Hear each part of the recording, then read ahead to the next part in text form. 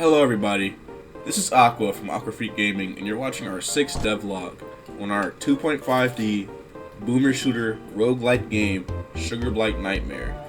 And this video is going to be less about coding and more so about our game's feel and aesthetic.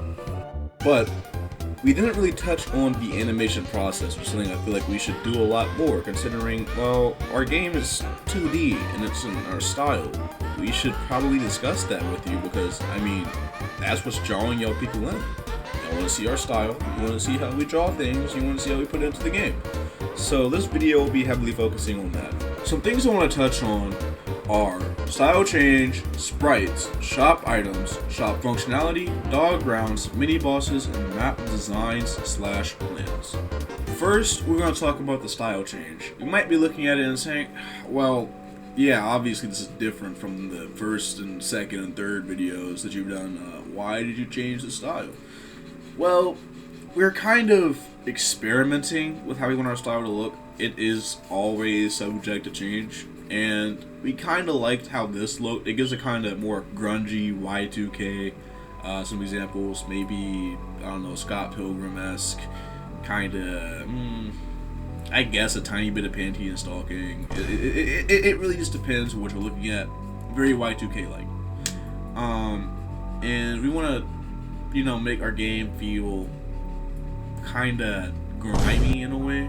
And Y2K is a good way of doing that. But not grimy as disgusting, but like, I don't know how to describe it particularly. But you get the point, okay?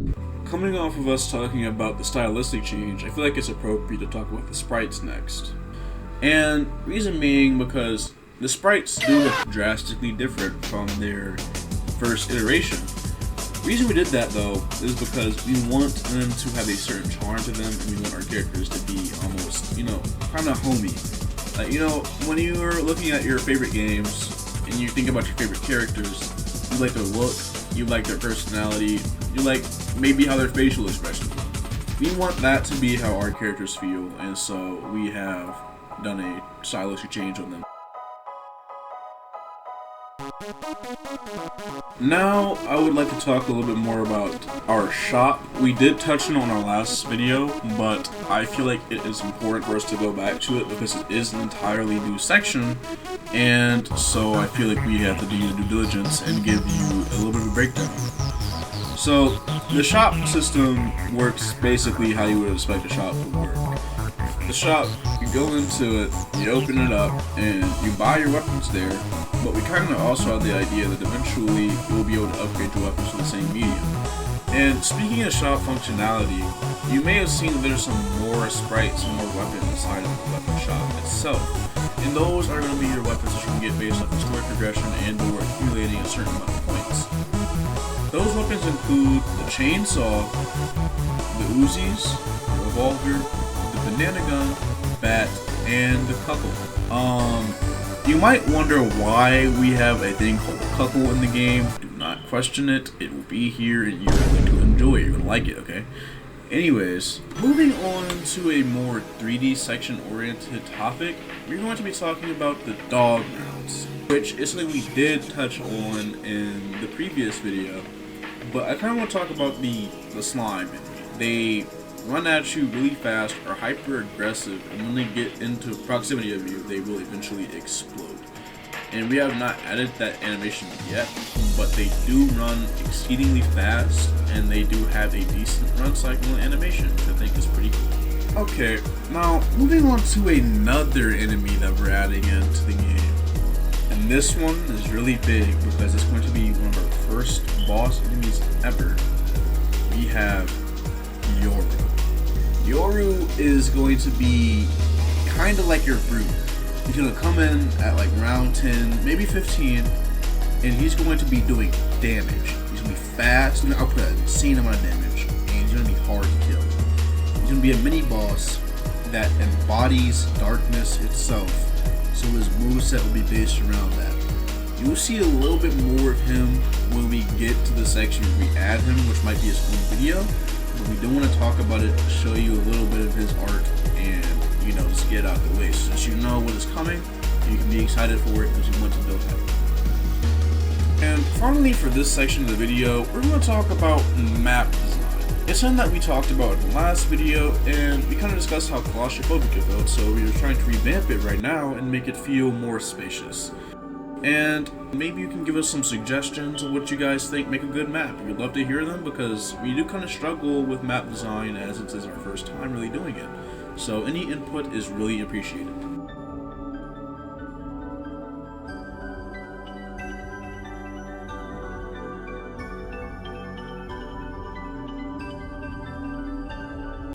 Hello everybody, it's me. Yes, your goat. I have arrived. As the person who was left in charge of designing the map, I wanted to go a little bit more in depth on my thinking and like the way it looks. So first off, I wanted to make it look more like an actual school. The original map we had was just a big maze.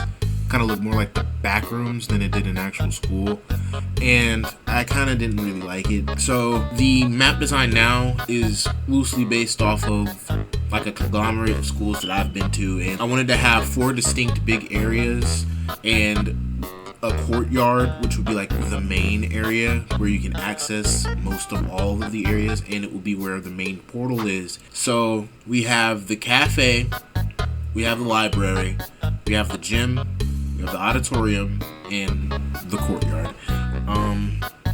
My thought process with this is distinct areas. It makes the map more memorable, and it doesn't feel like you're just going around in an endless void of identical rooms. It feels like an actual tangible place, which is what I want.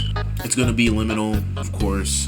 If you look at the mood board, it's going to look a little bit something like this. That kind of eerie, nostalgic, but also not nostalgic feel. Like it's like everything is off, but also familiar, if you know what I mean. And the reason behind the way it's shaped is I want the player to feel surrounded by the building even when they're outside in the courtyard. I want the courtyard to feel open but also feel claustrophobic at the same time. It's kind of like, even though you're outside and it's more open than being in the hallways, you're still trapped within the school itself. If you made it this far into the video, congratulations, you made it to the end. A round of applause for you. And consider liking and subscribing. If you made it this far, you probably enjoyed it, or you fell asleep, or you're not in here and you don't hear me, and that would be crazy. Anyway, that's all we have for this month. We're going to be working on actually modeling the map. That's probably what's going to be in the next video. And we're going to be working on actually putting in the boss, or the mini boss, and actually putting in, you know, other enemies, because right now we only have one enemy because we took out the crawling enemy a long time ago and just never put him back in because he needs a rework, and we're redoing his animation. So yeah, that's going to take a little bit. But yeah, hit the notification button so you don't miss anything else. We're planning on finishing the first area, finishing the first route, and like balancing everything. In the near future, we'll have a demo out.